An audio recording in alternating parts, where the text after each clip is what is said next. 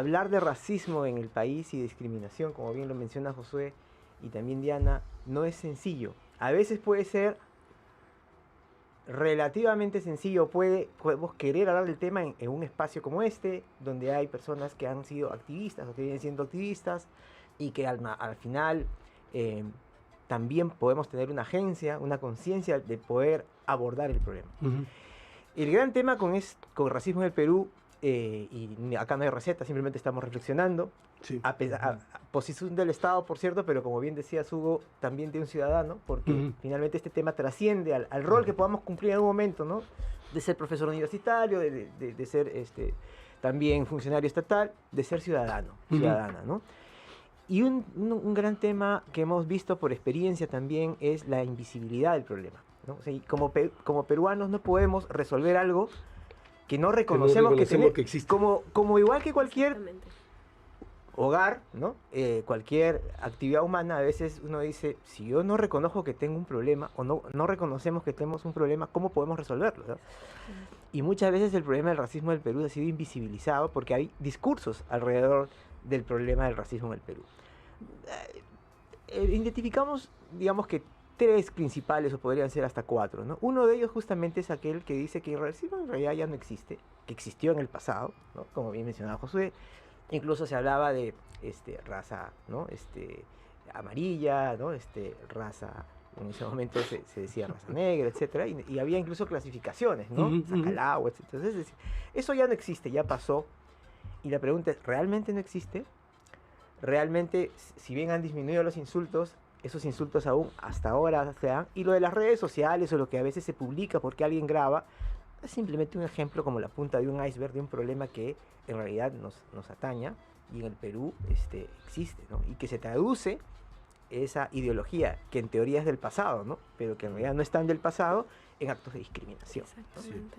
¿No? Entonces, sin embargo, existe algunas posturas que dicen, bueno, no, eso es un tema, ¿no? Entrando un poquito a la posición del Estado, ¿no? Para justificar una tarea del Estado que en realidad debería dedicarse a cosas más importantes, ¿no? Porque eso ya es un tema que pasó. Y de hecho hay incluso personas vinculadas a la academia que así lo sostienen, ¿no? Otro discurso tiene que ver con el tema de que sí existe, pero es un tema de unos cuantos, ¿no? Que están un poquito desfasados de la historia y que hay que combatirlo ignorándolos, ¿no? Ignorándolos, que son unos cuantos racistas y que además yo he escuchado testimonios de padres de familia, sobre todo de familias afroperuanas, familias indígenas, familias andinas como la mía, donde dicen, yo a mis hijos los crío para que ignoren a estas personas y que tengan la autoestima muy alta, ¿no? Es un tema más de autoestima y de poder ignorar y eludir el problema, ¿no? Que es un problema de unos cuantos que no existe.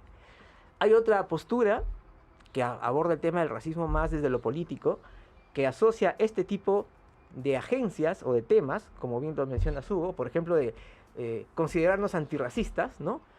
Como temas vinculados a la política, ¿no? De ciertos grupos políticos, ¿no? Y que hay otros temas que son de otros grupos políticos, ¿no? Que se asocia también a otros temas como vinculados a otras formas de discriminación que dicen, tema de algunos políticos, ¿no? Y se combate desde lo político, ¿no? Sin a lo mejor entender que eso lacera la conciencia misma y que duele porque quienes hemos sufrido actos de discriminación o que en algún momento hemos sido también discriminadores, porque eso también pasa en el Perú, a veces no dimensionamos la complejidad y lo asociamos a que es un tema meramente político, ¿no? Entonces hay determinados partidos o grupos políticos que no les interesa el tema porque tienen otra tendencia que para ellos es la mejor tendencia y este es un tema de otros grupos políticos, ¿no?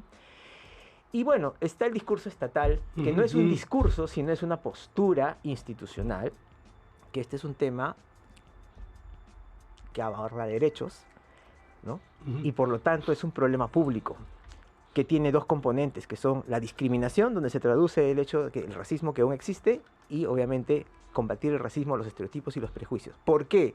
Porque el racismo ataca directamente a ello que queremos valorar y ponderar, que es nuestra diversidad cultural, los 55 pueblos originarios, los 48 lenguas, y toda la diversidad que tenemos.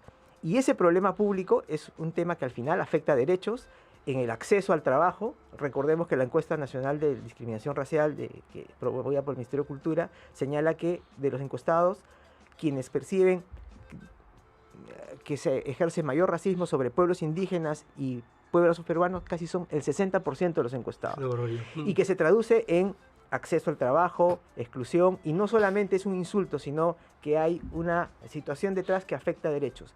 Y como afecta derechos, tenemos que tener políticas públicas alrededor. Y por eso es que, por ejemplo, estamos a punto, y con esto cierro, estamos a punto de aprobar, y ojalá pronto ya se pueda dar, una estrategia multisectorial contra la discriminación racial y el racismo, y por la valoración de la diversidad cultural, que abarca a 12 sectores, a 47 entidades adscritas también. Entre esos sectores está el Poder Judicial y también el Ministerio Público. Estamos prontos a poder aprobarlo.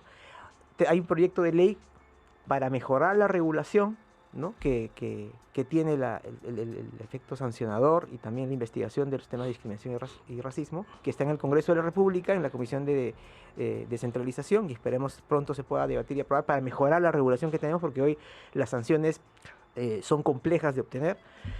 Y también tenemos la línea 1817, el servicio alerta contra el racismo, que lo que genera es un espacio ciudadano para que, si uno es víctima o testigo de un acto de discriminación, pueda reportarlo para poder orientar de mejor manera la canalización de estos casos, pero también para obtener información.